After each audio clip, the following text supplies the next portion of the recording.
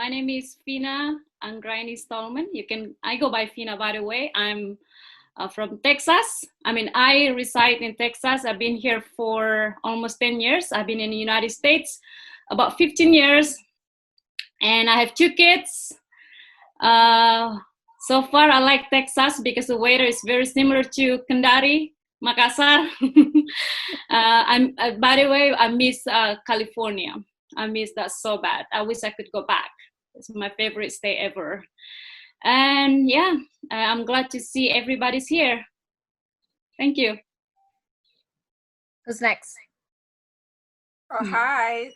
Saya Herning Grisam. Saya dari California. Sudah di sini 35 tahun. And hello everybody, and glad to see you all.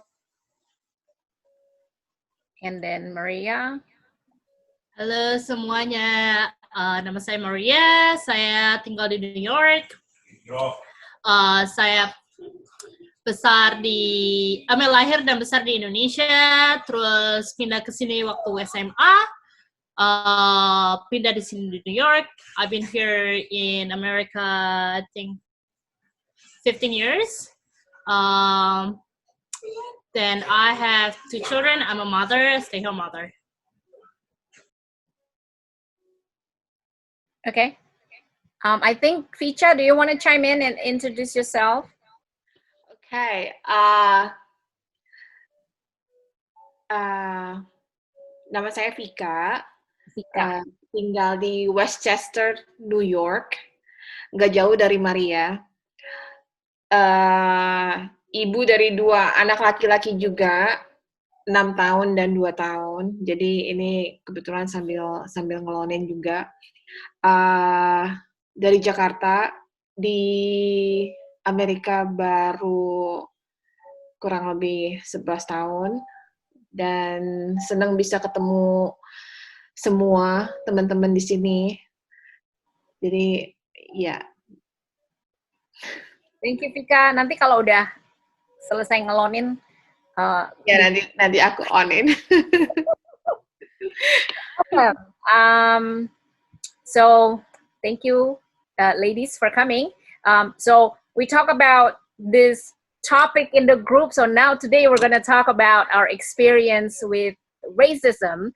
Jadi rasisme yang kita alami mungkin just about Black Lives Matter movement, tapi racism that also happened for us as Asian American, as Indonesian, dan mungkin juga racism that happened because of the Black Lives Matter movement and then against the brown brothers and sisters too. So I want to invite everybody just talk about racism or racism, the discrimination that you actually face here in the US, especially during the Trump administration. Anybody want to start first? So I don't know, Robert, how much time do we have per person? Nanti Robert will let us know, I think, right, in the chat. So maybe we'll start with Yana, since Yana introduced herself first. Go ahead. Okay, 17 years, 17 tahun di sini, 10 tahun di Arizona. Waktu itu saya kerja dan sebagainya, keluar rumah tiap hari. Tidak pernah mengalami sih. I don't recall I've ever faced that. Pindah ke Minnesota, kota kecil, jadi ibu rumah tangga, di rumah terus, tidak pernah mengalami. As far as, I can recall. So that's my experience, probably just luck, but so far I don't really, if it's something blatant yang terang-terangan, tidak pernah sama sekali. So that's my experience. How about during the Trump administration, do you think racism have increased? Maybe not towards you, but maybe towards the First Nation, right? That's living in your community, or maybe the Black and Brown communities too. Well, yeah, reading about incidents, yes, I do feel that there's an increase. Hearing stories, living, on a Indian reservation, or people here call it the Anishinaabe Nation. Yeah, the native, they experience more, but to them seems like sepertinya mereka udah sering kalau Native American. And then also we have Filipinos here, karena mereka itu apa ya, contract worker or something like that. They seem to be fine. I think in this community up here, we don't really experience a lot of racism.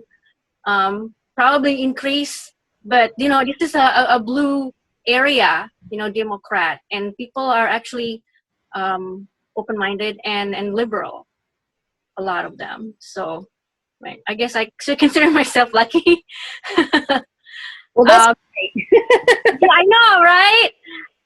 Next question. This is just, I guess, to just give a perspective that some people are, experiencing life here like me. Like we don't really experience it in person, tapi mungkin baca-baca, mengamati, iya. Tapi kalau in person mungkin belum pernah mengalami. Saya pikir pasti ada juga banyak yang seperti itu di sini. Yeah. Okay.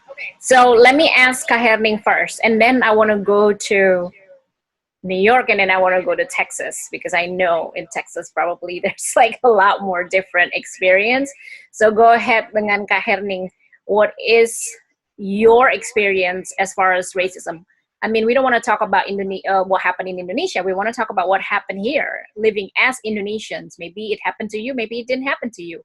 Is it fiction or not? Right, Maria? Silakan di-unmute. Ya, terjadi dengan saya sejak Trump campaign,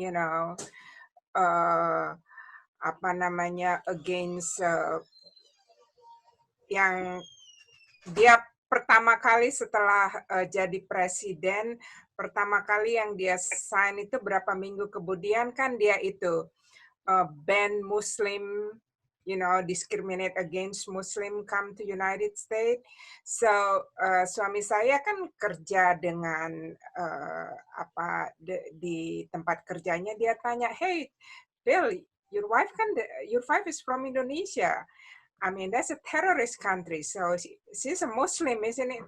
So punya impact, karena saya dari Indonesia dikirain udah ini. Suami saya langsung bilang, I think she know more Bible than you.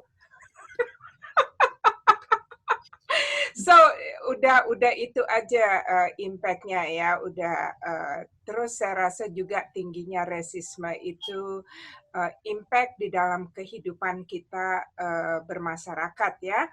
Khususnya saya alami itu dengan anak saya.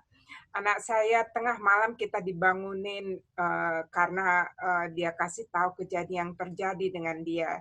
Suatu malam dia mau jemput temannya di stasiun kereta api. Nah, jadi karena hanya dua tiga mobil di situ. Terus dia parkir, ini sekitar jam 11 malaman dia parkir, terus di tempat parkir di situ tuh ada SUV. It's a nice car, it's a white person in that SUV, a girl.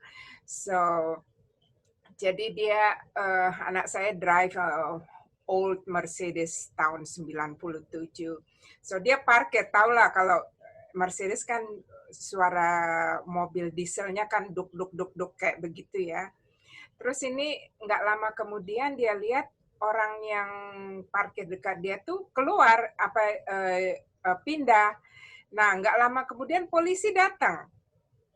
So polisi datang, terus dia tanya anak saya, hanya di situ aja, dia kebetulan capek ya, dia tertidur gitu, dia tanya, can you come out from the car? Terus anak saya bilang, ngapain sih, nggak ada apa-apa, disuruhlah dia keluar kan, we want to check your car. Jadi dia keluarlah. Terus dicek ini mobilnya semuanya. Terus ketemu nih si polisi ini ketemu stetoskop dengan dengan badge-nya dia kan, tertulis di situ Mary Grissom MD. Dia bilang, "Are you a doctor?" "Yes." Terus, "Thank you, good night," and then go. Can you imagine, just because my son just drive the old car and look like well, you know, because kita kawin campur, kelihatan dia kayak Mexican ya. So, that ini terjadi di Visalia. Visalia mostly is a lot of Mexican over there, you know. So, yeah, and then setelah dia hanya lihat ada stethoscope, terus ada badge-nya dia di situ, terus dia bilang, Mary Grissom MD, "Are you a doctor?" "Yes." And then terus udah gitu, kebetulan anak saya waktu itu lagi residen di Visalia di hospital. Terus, "Sorry, thank you, and good night." Gitu aja. So you prejudice is just one thing that is not, racism is including prejudice, you know. So Yeah. So let's go to New York, to the Bronx. We want to hear from Maria. What is going on? Like, what have you been experiencing? Wow, a lot. Okay. Uh, Share away. One thing that is stand out is actually two things. First one, during coronavirus just starting, you know, when we didn't know what is coronavirus, this and that. And I remember I had to go to the ER because I had a problem with my heart. And hold on. And then I have a problem with my heart. And then, sorry, give me. So I was having a problem with my heart, and then my chest hurt. And at that time, we only know that coronavirus make you having a, heart, breathing problems. So I was gasping for air because my heart hurts. And then there was this lady sitting right next to me, keep looking at me. Then moved to the other chairs and keep looking at me. And then the nurse was checking, at me. And then the nurse was like, "All right, start breathing," because when you have a heart problem, they also make sure that you have a good lungs. So I started breathing, and I was like, it hurts. So this lady moved another further. Terus abis itu I was waiting for the doctor, I was waiting for the test to come back and this and that. And as I was waiting, I was just, listening to my phone. Terus tiba-tiba ini orang ke aku, terus kayak gitu, kayak smirk. Terus aku bilang, "Oh, excuse me, are you okay?" Aku ngomong gitu. And then she grabbed a Febreze, and then sprayed at me 3 times at my face. And I'm like, okay, whatever happened, what just happened? That happened right after that video, the viral video of a Chinese guy was being sprayed in the subway. So I was like, okay, maybe I smell bad. Because I'm trying so hard to get level-headed. I did not want to get so angry because I have a heart problem. So I was like, okay, whatever. Terus ada nurse datang, aku tanya, "Excuse me, nurse." Terus aku bisikin dia, "Nurse, do I smell bad? And I need you to be honest with me." Terus nurse-nya bilang, "No, ma'am, you don't smell bad." Terus aku bilang, "Really? I don't smell bad because this person sprayed Febreze at me 3 times." And I'm like, and then this lady's like, "Yeah," and then this lady looking at me like just like, "Yeah." I'm like, what the fuck? Like, what the hell? And then just trying like, "Oh, I don't want to get close to you, this and that." Like, she didn't mention that because I'm Asian, But from her behavior, you already know why at that time. So from there, I know like, okay, it's not me, it's her. And when you live in New York, you always like, oh, you know what, you gotta, maybe she has a mental illness, maybe she is, but at the same time you're just like, like, I'm not dirty, I'm not I'm not a orang penyakitan gitu loh. And we were in the ER. So the doctor was telling like, you need to calm down, this, and I'm like, why are you telling me to calm down? I want to be removed from this area. I don't want to stay here. So itu orang akhirnya dibawa, orang ini yang dibawa ke atas. As she went out, she coughed at me. She coughed? Yeah, she coughed at me. So dia lagi di tempat tidur yang itu, stretcher, and then as she passed by me, she coughed at me, and then I'm just like, and then I started cursing, screaming like, fucking racist. Like, I'm so sorry, I'm gonna curse. Like, you effing racist, go to hell, you effing BATCH, this and that, mother, father, and this and that, and then I felt so relief after that, and then my husband came. That's first. Second, I was in that's also the beginning of the thing, the coronavirus. I was in the grocery, and then this guy behind me was telling me like, oh, you're Asian people, go back to your country. Oh boy. And I'm like, what the hell is wrong? What the hell is wrong? Like,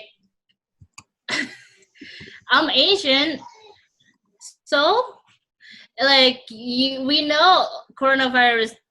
It just that to me, like, we know coronavirus is not coming from the Asian people or Chinese people, and I'm not even Chinese, so I'm just like, whatever it is. So I left. I called my husband came to pick me up, to calm me down and everything. That's what happened during coronavirus. And then one time before, a long time before, during coronavirus, was my daughter almost got hit by a car. And then instead of apologizing, the driver came out threatening me and saying, oh, BATCH, I'm gonna call a cop and eyes on you and see who's gonna get arrested. And I'm like, oh, go ahead, call the eyes on me and see who's gonna arrest it. Like, because if you call the eyes on me, I get protection. I'm legal here. So I don't know what you're talking about. So that's like the few things that it's like standing out because of Trump presidency, because Trump really, like, I know racism always been there, but at the same time he entice it, he make it Visible. normal, he make it normal for people to talk like that, to be racist. So it's disgusting. Yeah. Thanks, Maria. So we're going to head over to Texas before we go back to New York. So let me just cancel the spotlight. Yeah, so I guess during the presidency, because the president, we're just going to be like brutally honest, right? Because Trump himself called it the Chinese virus, Kung flu. Those kind of things definitely trigger this racists and bigots and to be more comfortable coming out, and because they're thinking, oh, the president can say it, so that means we can say it too. And it happens to Maria, and it happens to in Philadelphia. A bunch of Indonesian people in Philadelphia got called, oh, corona, like just by getting on a bus or getting on a subway. And then there's a couple other Asian American people who got beat up on the street because of that, and then it's really sad. So this is like the many forms of racism, but then the Trump presidency definitely giving like a little bit of boost to those who were already prejudiced against people other than maybe their own race or their own color. But let's hear from Texas, from Vina first. Like, what is your experience with racism? All right. So yeah, when I live in United States, and live in California, I didn't really experience racism a lot. But when I moved to Texas, then I feel it because the South, because the history of racism here is very strong compared to the North. Probably, I'm amazed that in New York also Maria experienced such a kind of racism.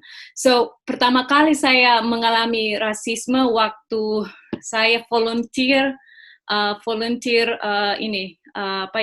WIC program, the local government here, and then saya waktu itu saya jadi bantu-bantu ada perempuan putih penuh tato. Saya kasihan juga, sebenarnya saya kasihan dia, mungkin dia capek, student line for a long time, and then she said something with a strong Texan accent, and I could not understand her at all. It was hard for me to understand her accent because she had a really, really thick Texan accent. And then I asked her to repeat it, and then she said, "Oh, she don't speak English." She don't speak English and she speaks Spanish. And I was just like, why do you assume that I speak Spanish just because is it because I look darker? Is it because I look like a Mexican? And that's one thing. And then saya rasa waktu saya juga mulai masuk kuliah di sini, ada banyak teman-teman di sini, they kind of don't want to sit next to me. Like they don't want to be in a part of group, especially kalau ada kerjaan tugas bersama, tugas kampus bersama. A lot of people they like leaving me out of their group. So sometimes I just sit by myself and then do my own. I did my own my work by myself. And then I wonder why. And then a lot of them, banyak mereka tuh bangsa kulit putih. Mereka ada grupnya tersendiri. Kadang-kadang nggak ada yang mau duduk bareng sama saya. Maybe they assume that I don't speak English, or maybe I'm not that smart like them. I don't know. And during Trump era, in 2018, when I did block walking for Beto and several other candidates, and some people, they slammed at the door and calling me Mexican, and then calling me Mexican. They also telling me sometimes to go back to your country, calling me with the B word, and we don't speak Spanish. I said, what's wrong? No, what's wrong? Why is it so bad if you can speak Spanish? And I kept telling them, you know what, I don't speak Spanish. I speak a different language. I'm Asian, and yeah. And that's the thing that I have experienced it in Texas. Not so much in California, though. Interesting, yeah. So it's so interesting because, like, even in Philadelphia, I get called Mexican too. Oh, really? Yeah. So, I think it depends on who you're talking to, depends on your surroundings. That happens, and it made me really sad. Not because they call me Mexican, it made me sad that, like, people are still seeing you based on your ethnicity and based on your skin color. So, kalau Vika sendiri gimana? How about your experience in? Aku sering banget disangka Mexican justru di sini. Sering banget disangka Mexican karena di sini juga kebanyakan orang-orang yang kerja di supermarket. My husband. Kerja yang kerja di supermarket kebanyakan Mexican, jadi mereka ngomong Mexican sama saya gitu loh. Saya sih nggak nanggepin aja, ya sebisanya dijawab. Kalau misalnya nggak bisa ya udah, I'm not Mexican, me no habla Spanish. So tapi untuk kejadian yang dialamin sendiri untuk masalah rasisme setelah punya anak. Kayak mau masuk sekolah, kebetulan kan orang-orang yang di neighborhood saya tinggal itu kebanyakan orang putih. Jadi untuk yang ras lainnya tuh sedikit gitu. Jadi kelihatan sekali gitu loh cara treat mereka ke kita, terus cara ngomongnya, mandangnya. Cuman saya biasa aja. Yang paling sakit hati itu karena udah menyangkut anak saya gitu loh. Waktu itu kayak aku pernah bawa anak untuk kursus tenis. Jadi coachnya bilang karena dia ngerasa anakku belum siap, terus dia nggak mau gitu loh susah-susah ngajarin, apalagi anakku masih umur 5 tahun kalau nggak salah. Terus akhirnya dia bilang, can you tell his mother take her money and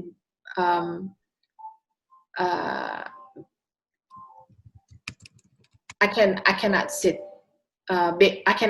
babysit him here, and you know, like aku cuman nggak bisa ngomong apa-apa karena udah upset duluan gitu loh, udah kesel duluan. Akhirnya aku bawa anakku pergi. Terus yang baru-baru aja kejadian itu juga pas bawa anakku yang kecil imunisasi, akhirnya dia tanya, ini anak-anak kamu, dia bilang gitu. Terus aku cuma ketawa aja. Terus susternya bilang, nurse-nya bilang, karena banyak orang anak-anaknya dibawa sama neninya atau babysitternya. Terus aku bilang, iya, saya ibunya. So far sih mungkin karena di sini ya, justru saya nggak pernah ngalamin hal-hal demikian tuh di New York City, karena aku tahu di New York City tuh diverse banget, ya kan, apalagi di subway, Chinese, European, Russian, kadang-kadang suka amazed sendiri gitu dalam satu car itu orang tuh ngomongnya tuh berbagai macam bahasa gitu loh.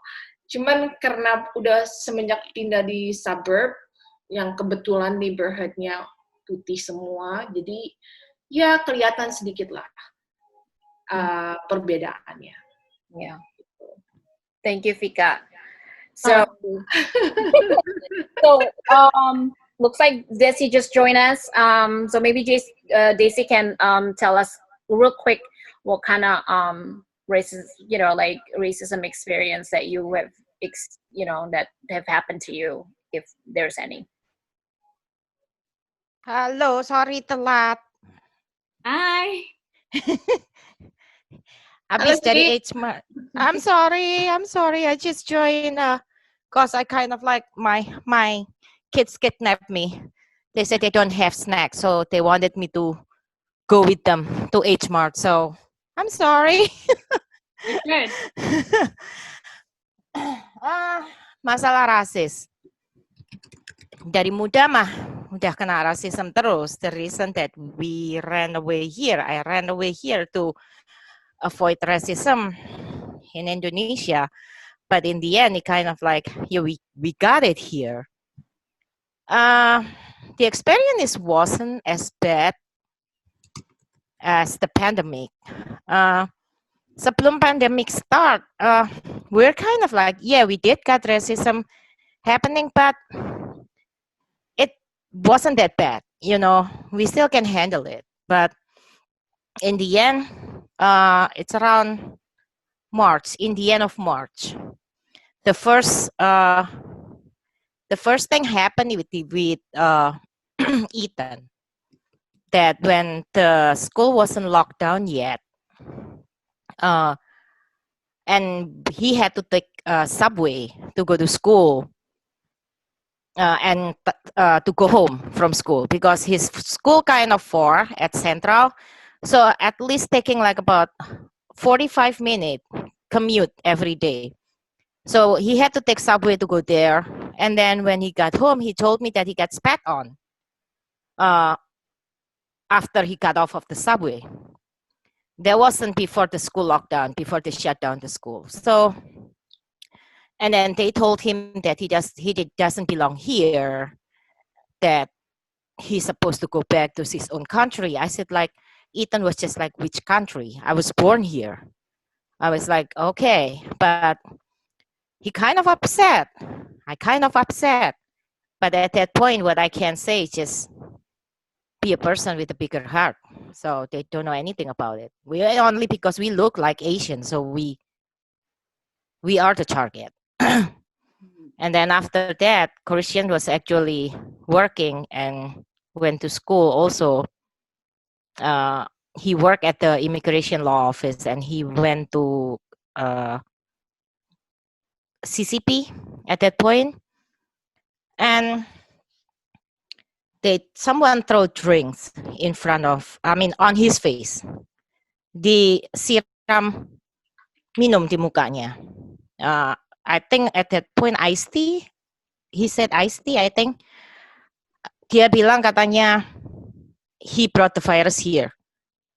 You have to go back to your own country and bring the virus back over there. I was just like, those kind of experience that made us upset. Like, he actually okay it. That's make me really hate the current administration at this point, because the higher above that we're supposed to protect us actually allow us to happen. Allow that to happen. So instead of menghalangi dan membuat cara untuk bersatu dengan masyarakat satu dengan yang lain, he actually encourage everyone to gimana ya ceritanya, tunjukkanlah, menyebarkan kebencian. Oke, gitu gampangnya, menyebarkan kebencian. So yeah, at that point it's just like, I cannot take this anymore. I mean, honestly, I never care about election, honestly, before this. But at this point, that made me really wanted to just get rid of him. So that's why I decided this year, I'm actually the first time for me that being active on the election and being active on the Democrat. But I'm actually enjoy it. And Christian and Ethan is already been, Ethan is on the Fiat lead. So he fight for the justice. He knows what's going on. And Christian also involved with the organization, social justice organization. I forgot what its name.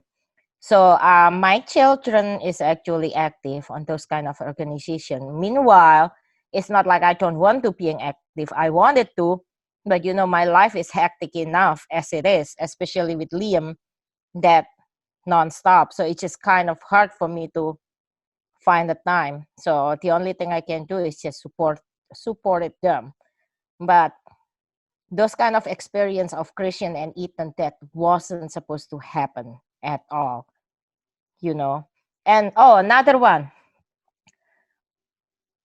When I got stopped by the immigration last year, that was also because I'm Asian. That's the only thing that I'm trying to say. No, you got stopped because you got stopped. Right? Okay. All right. Yeah, I got stopped by the ICE. Well, I mean, not at the immigration. So just so it's clear, you got stopped on the ICE.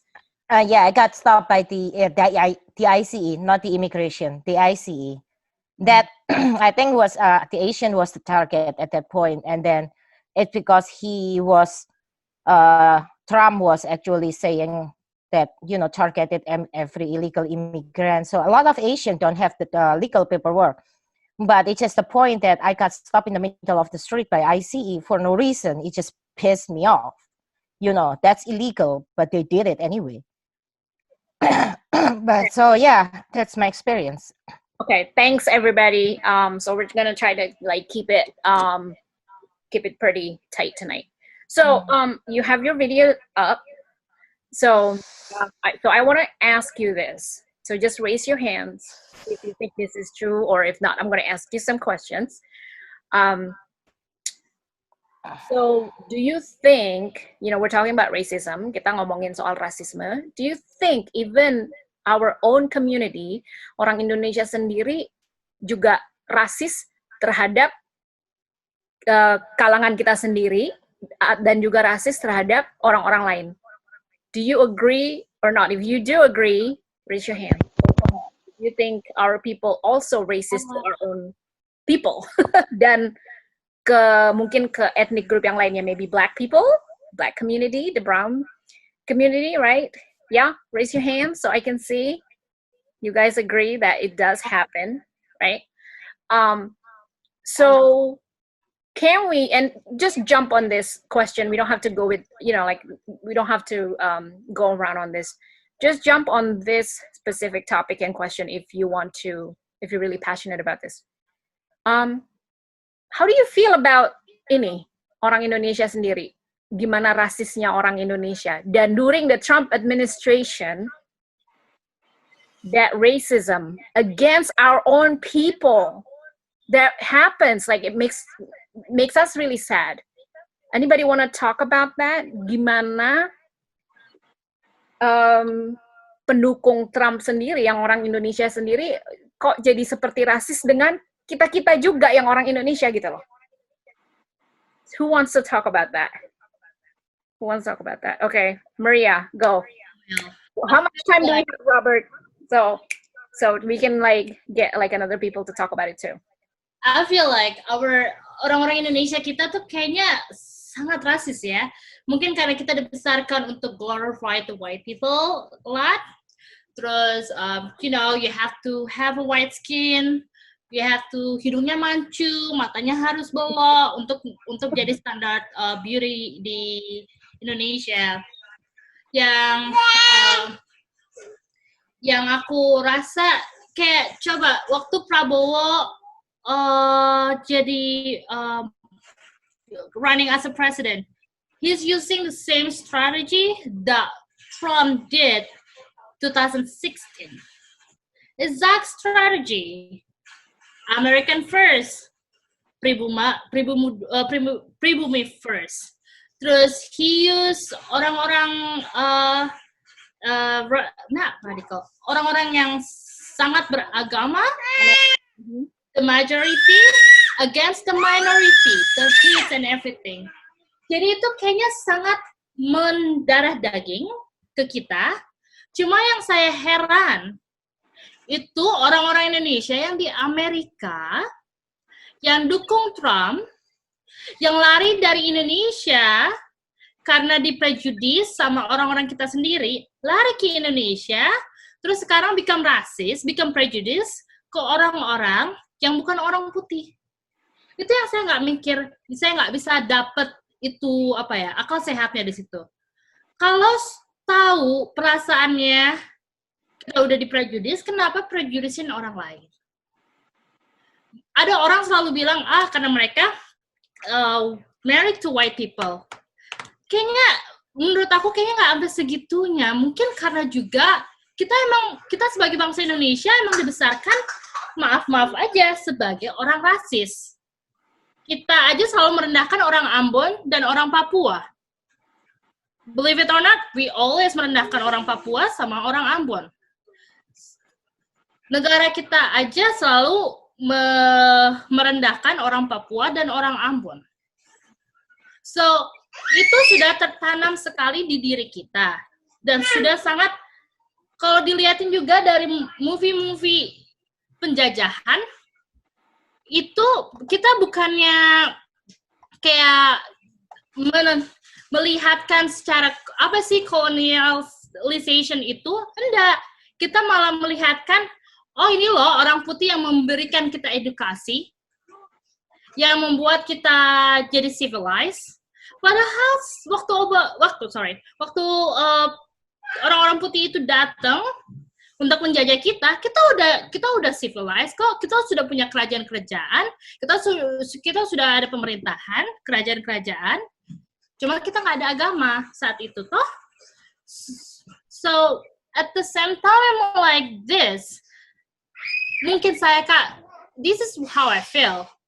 Mungkin saya itu berbeda karena background saya yang juga besar di sini, atau emang saya bukan orang Indonesia, lebih ke orang Amerika. Jadi saya merasa enggak ada, like, you know, I don't have jati diri sebagai orang Indonesia kalau dilihatkan secara garis besar dengan value-value orang Indonesia kalau yang di mata saya, gitu loh. Setahu saya kita kan harus respect, like, you know, tenggang rasa, terus harus menghormati satu sama lain. I didn't see that in Indonesian for Trump. Buat orang Indonesia, nggak ada. Dan believe it or not, di New York City banyak sekali orang-orang Indonesia for Trump that who don't marry to white people, but they're still racist anyway. Well, I think that has something to do maybe with more religion than more racism, right? So I think Vika actually mentioned that in the chat when you talk about orang Ambon, orang Papua. I think that has a lot to do, like Maria, what you said about because of colonialism, right? That actually has something to do with colorism. Because orang Indonesia, jangan lama-lama di bawah matahari nanti hitam loh gitu. Kesannya like like darker is not good. Even though darker is supposed to be, like here they call it exotic, which is probably not the word either, right? So it's challenging, and then I think as Indonesians we have a lot of unpacking to do. Jadi a lot of decolonizing to do. I think I agree with you, Maria. Yeah. But I mean, like, we don't know people's background, we don't know people's religion, and we really shouldn't judge. But I do know that a lot of Indonesians probably is glorifying, glorifying the white skin, but also then glorifying Trump, which, like, for us is like blow our mind, like. Yeah, it doesn't make sense glorifying Trump karena kita kan logo kita dibesarkan dengan Bhinneka Tunggal Ika, ya. Kita selalu dibesarkan untuk kita harus bahagia dengan diversity yang kita punya. And then when they come over here, they don't. Well, that's in theory. Even in Indonesia, right? That's still a little bit of theory. Does anybody else want to comment about this, tentang racism that happens during Trump presidency, specifically like within the Indonesian community sendiri? Well, I just want to comment about Indonesia. Saya masih ingat persis waktu saya masih kecil, ceking, kurus, terus kulit hitam, and even my family, even my relatives say, "Oh, kamu itu hitam sekali, jelek. Mirip orang Ambon." I say, why? A lot of Ambonese people are really beautiful. I think sedangkan di Amerika, suamiku sendiri bangsa kulit putih, dia suka sama warna kulitku. I say, oh, you have a beautiful color. Here, we're considered exotic, beautiful, right?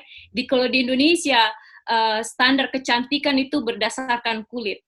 Jadi saya di keluarga saya salah satu orang yang hitam, bukan hitam, coklat color, chocolate, so sepupu rata-rata kulitnya lebih terang. Saya sering dikatakan jelek dulu karena saya hitam, katanya mirip orang Ambon lah, mirip orang Papua lah. So why? And it's so funny that I marry a white guy and he loves my skin. And I think I'm grateful now, So now I tell him, like, well, walaupun saya jelek, saya dapat bule. And then saya juga mau komen tentang Indonesian community in the US. It's so funny that di Indonesia mereka dukung Jokowi, dukung Jokowi sampai di United States mereka dukung Trump. It's pathetic, it's just flip, like I don't know, I just don't get it. Saya tidak tahu logikanya mereka tuh di mana. Saya rasa lucu. Yeah, that's crazy. Wanted to say good evening ke Kak Hana di Texas and Nancy in Philadelphia area. So just saying hi because they commented. Okay. Saya komen. Anybody else? Okay, terakhir nih, silakan.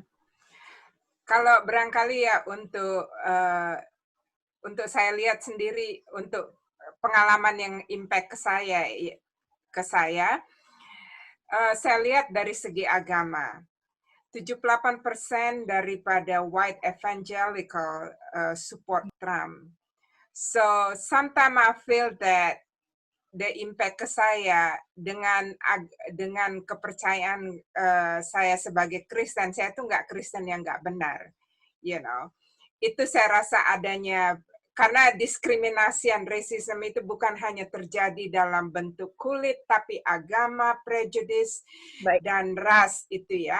So kadang mereka pikir bahwa mereka lebih superior in their religion than me, So itu yang saya lihat barangkali dalam rasisme yang terjadi. Mentang-mentang 75% orang putih yang pilih Trump, a white evangelical, So they think that, ya barangkali ada juga ini ya perasaan daripada white itu being superior, being the best. So that's why the thinking that we are the one that not follow the pattern of them, So thinking like kita itu orangnya bukan agama yang nggak benar, khususnya untuk kita support pro-choice, LGBTQ. So that's what the recent thinking like we are this not true Christian. Yeah. Boleh saya add? Aku juga rasa sih yang aku notice, a lot of Indonesian, they like to live in a bubble. Mereka cuma mau bergaul sama orang Indonesia lagi, orang Indonesia yang itu saja. So there is stuff that, that actually right in front of their eyes, they don't see it as a racism, but they will say it as like, oh, sudah biasa. Kayak microaggressions, mereka nggak mengerti itu microaggressions. I mean, banyak orang-orang di komuniti kita nggak ngerti itu microaggressions. Mereka cuma merasa itu candaan biasa lah. Kayak kita manggil, maaf, lu hitam sini. That's candaan biasa buat kita toh. Jadi mereka selalu mikir like, kalau misalnya aku dipanggil hitam atau aku panggil orang hitam, itu candaan biasa. Terus itu juga mungkin juga kalau mereka ngeliatin news tentang Black Lives Matter, mereka selalu mikir, it's exaggerated, because that's actually what they say to me about when I spoke up about my family's experience and my friends' experience who are Black. They're like, it's exaggerated. I never seen that. So they don't if it's not happening to them in front of their eyes, even though it's in front of their eyes, they just until orang yang ngasih tahu. Contoh, waktu saya pernah makan di rumah makan Vietnamese sama mama saya selalu bilang, nggak ada tuh orang rasis against orang-orang kita sesama Asia. So kita pergi ke Vietnamese restaurant, aku nggak dilayanin. Sama sekali, aku sama mamaku nggak dilayanin.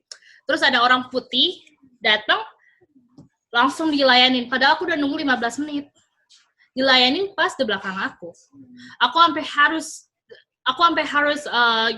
ngomong ke pelayan dan lain-lain. So, and then I told my mom this is racism that I've been experiencing because I am darker than you, Mama. You don't experience this a lot because you're lighter. You're lighter than me. You look like those lighter Asian in the societies. I don't. I look like, aku bilang aku tuh terlihat sebagai orang kulit gitu loh. So, mamaku baru mengerti. Oh, Iya. Dari situ mamaku baru ngerti, oh iya, dia lihat sekitar sudah orang-orang lain sudah dikasih pelayanan dan lain, kecuali aku. Aku dicuekin, sampai ke waitress table tetap aja dicuekin. Itulah yang aku lihat dari community Indonesian, terlebih lagi keluargaku sendiri yang beda warna dan lain-lain. So, yeah. I think it happens bukan cuma di dalam komunitas kita. I think it happens in all the Asian American communities too, right? Colorism it's bigger than just the race itself. So that's why like this kind of conversation needs to happen. Sepertinya kalau anak-anak Gen Z and millennials maybe a little bit more accepting dibanding mungkin like our generation. I think Maria, you're like in the younger generation, I think, compared to us. I don't know. I'm just assuming you all look young. So I feel like the younger generation, they're going to be okay. They're going to be a little bit more accepting. But the challenge is teman-teman kita yang mungkin di dalam komunitas masih melihat orang kulit berwarna itu dianggap tidak sebaik orang kulit putih, right? It's really sad. Dan kalau di Philadelphia sendiri, the Indonesian community lives side by side with the brown and the black community. But in South Philadelphia, if you live in South Philadelphia, depending on where you live, it may be a low-income area. So there's always going to be crime, right? There's always going to be poverty. There's always going to be all these different challenges dan yang dialamin sama orang Indonesia dan orang-orang kulit berwarna lainnya. So sometimes the stereotyping is really strong. Jadi kalau misalnya jalan kadang, itu orang hitam jangan deket-deket situ nanti dirampok. That happens all the time, right? And for me, who's married to a black person and have black and Asian children, that's really sad for me to experience. And then if I say, kok gitu, like my husband is black, and then you hear this microaggression or like inappropriate comments like, oh yeah, but not like your husband black. Your husband is educated. So then you're thinking like, why do you see people differently? You should treat people the same.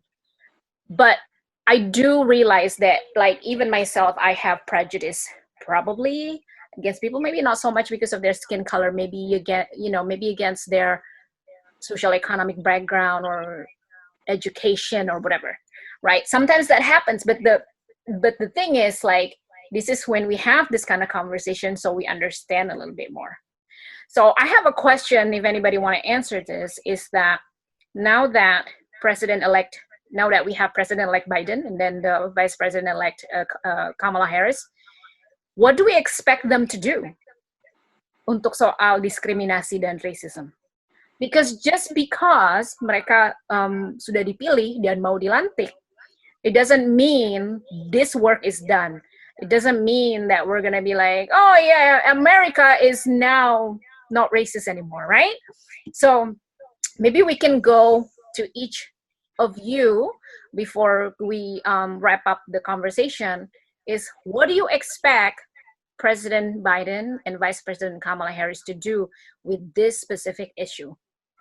I think we have to hold them accountable. Just because we vote for them doesn't mean we're just going to like, oh yeah, it's done, election is done, we're not going to do anything. But this is why we have this group. So maybe let's start with yang paling, maybe we'll start with Yana and Fika first. Outreach, education, and I'm a firm believer that social media has a lot to do with this. And if you ever watched this movie on Netflix documentary, The Social Dilemma, there is a suggestion. One person suggested that probably tax big data, for the amount of data that they collect, and I strongly agree. And I think that's it. I can't think of anything else. Great.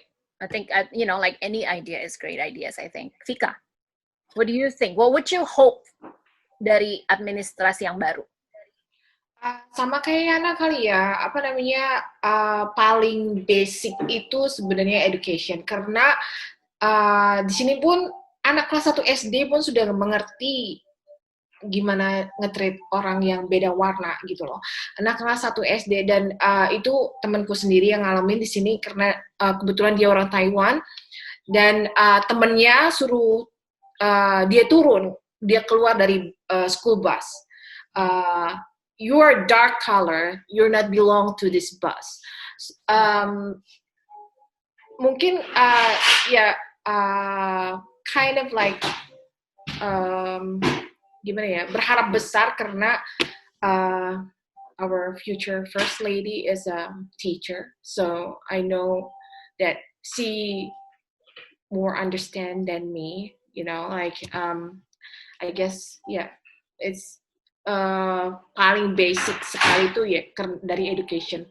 Terus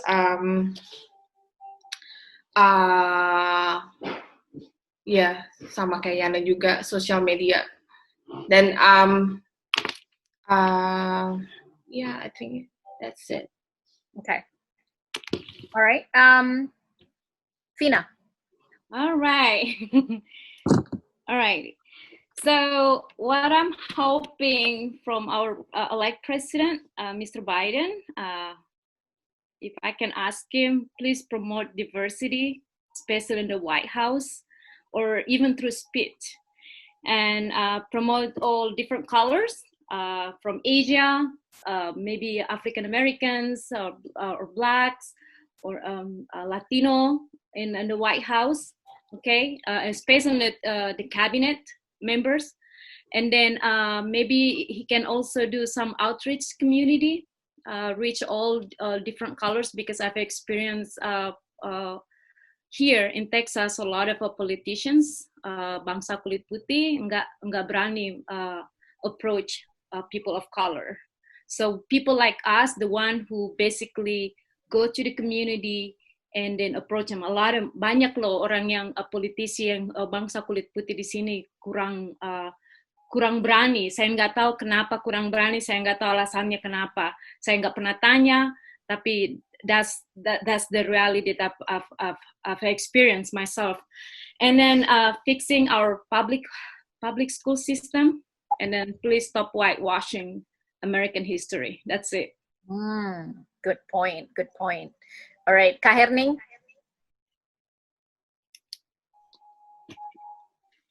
Where is Kak Herning? Did she leave? Oh. Okay. Yang concern sama saya untuk kedepannya ya, untuk kita minority, apa yang bisa dilakukan oleh Biden dan Harris adalah kekhawatiran saya dengan COVID ya. Karena COVID itu kebanyakan yang meninggal adalah di minority ya. Kira-kira Black community, Mexican, Spanish community. So healthcare salah satu yang perlu dia perjuangkan untuk supaya healthcare itu bisa Medicare for all. Dan kedua, education itu penting juga karena education di administrasi yang sekarang ini, Mr. Orange dia kan mau hapuskan itu sekarang kan kita bisa dapat privilege untuk minority ya, bisa masuk ke university, itu kan mau dihapuskan, itu tetap dipertahankan. Dan juga saya rasa di samping education, equal pay untuk setiap orang ya, minimum wage itu perlu sekali dipertimbangkan karena saya lihat sekarang banyak orang bekerja ya dengan minimum wage $8 an hour, and good thing di California we have about how many I think it's almost want to be $15 an hour. So itu equal di seluruh tempat. So orang bisa survive untuk hidup. Karena kalau tidak ada dengan keadaan yang untuk membutuhkan membayar listrik, membayar apartemen, orang harus bisa bekerja dengan full time, dengan ada benefit. Mereka susah ya untuk mengurus anak dengan harus bekerja dengan banting tulang, tutup dengan gaji tiap bulan itu seperti gali lubang tutup lubang. So it's just hard for them untuk survive dan ya saya rasa itu yang perlu dipertimbangkan untuk memajukan perhatian kepada minority education, social justice juga dan ekonomi dan healthcare. Great. I think Maria is next. Kalau saya sih sama kayak yang sebelumnya disebutkan, kayak having a diversity di White House, di pemerintahan, itu kayaknya sangat baik supaya voice-nya kita sebagai minority terdengar, problem-problemnya kita sebagai minority terdengar. Terus kedua sih tackling police brutality, karena it's a big problem in the minority. Karena my family is Black, so there are a lot of stuff that I seen that happened in my communities that I live in the Bronx, where the cops just stop people just based on the look. I think that needs to be shift, and defunding the police, allocating that funds to a better community outreach, kayak edukasi, terus community center, perbanyak community center di urban areas, because there is research that saying that kids that has after school program is actually helping decreasing the criminal rates in urban areas. And and then just starting listening to the minorities' voices, and also having discussions, routine discussion with the minority voices, because it is from president to president, even Obama, we don't see that diversities in the White House. We didn't say that, even the cabinets, it's hard to see diversity in the cabinets. So I hope it's more diversities, and then kita, like what everybody say, also education. That kayak Mbak Vina ngomong, stop whitewashing the history, because it's very true. Because that is one of the problem that we have right now, that people are believing the history that the white people are telling us, the lie about the Native Americans and about the slavery. So maybe that akarnya dicabut, the grassroots things, and then and I think this is also one more important, because we benefited from this, start having Black Lives Matter organizations to be in the center right now, because what we need is to have our brown and Black brother and sister to thrive, and because once they are thriving, we always piggybacking from what they did. And it's always happened like that during civil rights movement and during everything that is happening in America. So I hope that that Biden really proving that he's doing this racism, tackling this racism as a priority. Okay. Desi? Well, what I wish from the new administration, honestly, is just, being in a nightmare for the past 4 years. I just hope that they will taking the seriously about the racism that happened. I mean, like talking about the brown skin color, black skin color. I mean, that was the reason why I put my kids in the school with black people, Hispanic, and everything. Even some Indonesian actually told me, that's Liam right there. Some Indonesian actually told me that, why did you put your kids on the pre-K with a lot of black people, with a lot of Hispanic, and just go on this school. They have a lot of white people. I said like, the reason why I put my kids on the diversity school is because they need to learn that there is many people that different color than us, but we are the same human. It doesn't mean that because you have different color that you have to be put down and then look down with everyone. So at this point, that I really wish that the new administration, will condemn that racism seriously and taking it seriously, because they need to be punished. It doesn't matter what, maybe community service. It doesn't have to be like shot dead or like North Korean, but it's just like, do something, take it seriously, because there's nothing done, honestly, nothing done.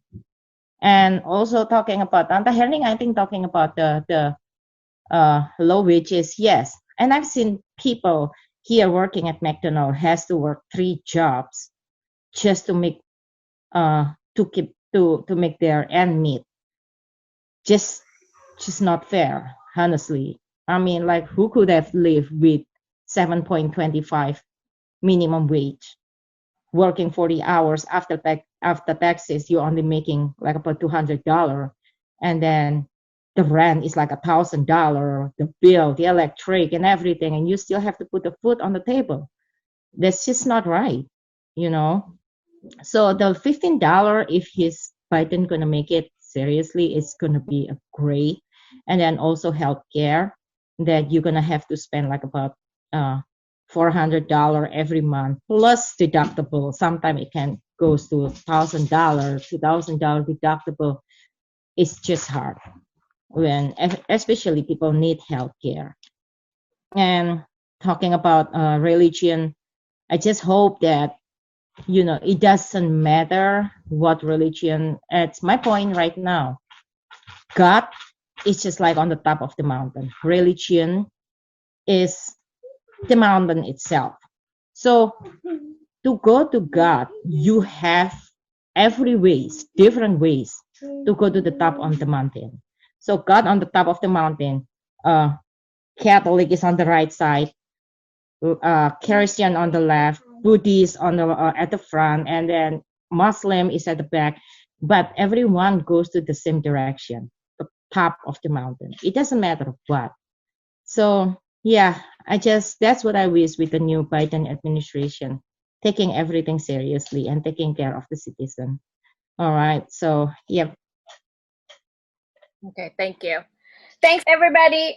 So I thought our conversation, it was going to be like a little bit crazy, but you guys are all like jaim malam ini.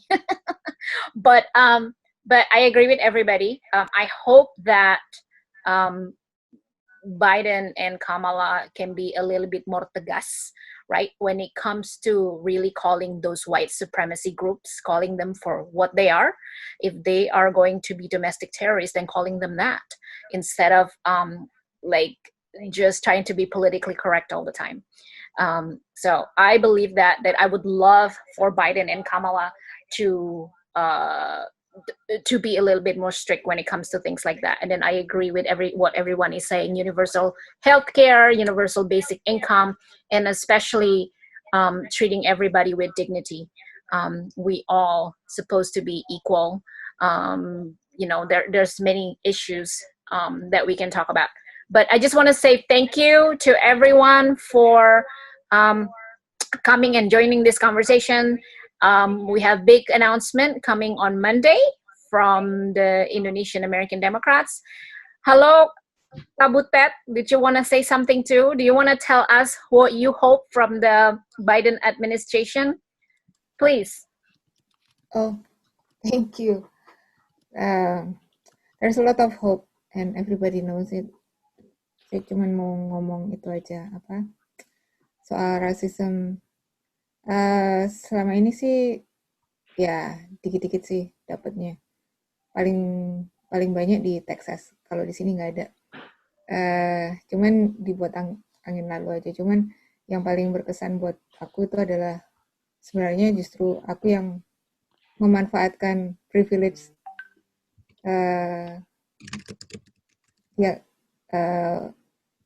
mertuaku. Jadi aku memanfaatkan, bukan memanfaatkan ya, selama ini akhirnya setelah lama tinggal di Texas, jadinya rasanya saya tuh semakin tergantung sama privilege-nya suami dan mertua gitu loh. Dan apakah saya harus seperti itu terus gitu loh. Maksud saya jadi nggak pede gitu loh. Karena kalau nggak ada suami, nggak ada mertua, jadinya nggak pede. Dan itu nggak sehat. Gitu aja sih. Yeah. Okay. Alright. So, thank you, Butet. Next time, Butet mungkin bisa ikutan ngobrol-ngobrol dengan teman-teman yang lain. Kayaknya Desi is going to organize the next one supaya nggak terlalu formal katanya. So, please go ahead. No, I was joking.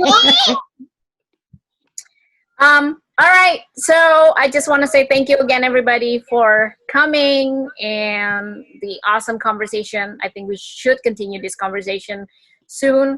We're going to make the big announcement on Monday, so wait for it. We'll have amazing people who's going to be helping and coordinating in their different region.